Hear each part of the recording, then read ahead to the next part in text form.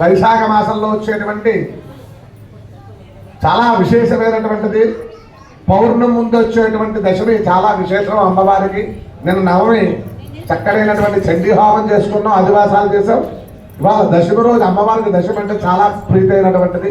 ఆ దశమి రోజున అమ్మవారి దివ్య ప్రతిష్ఠ జరగడం, అలాగే ఈ శాంతి కళ్యాణంలో భాగంగా అమ్మవారికి మాంగళ్య సూత్రధారణ జరుగుతోంది. అక్కడి నుంచే దూరంగా అందరూ కూడా చూసి నమస్కారం చేయండి. హర నమః పార్వతీపతయే హర హర మహాదేవ హర.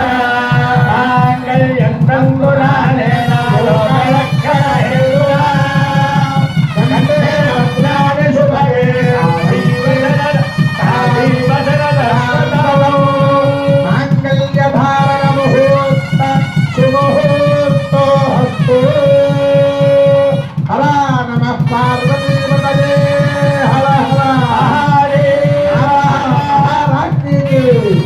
లలితా శాంతి దుర్గా పరాదేవతకు, శక్తి పంచాయతల దేవతకు, మాతాజీ రామానంద భారతి వారికి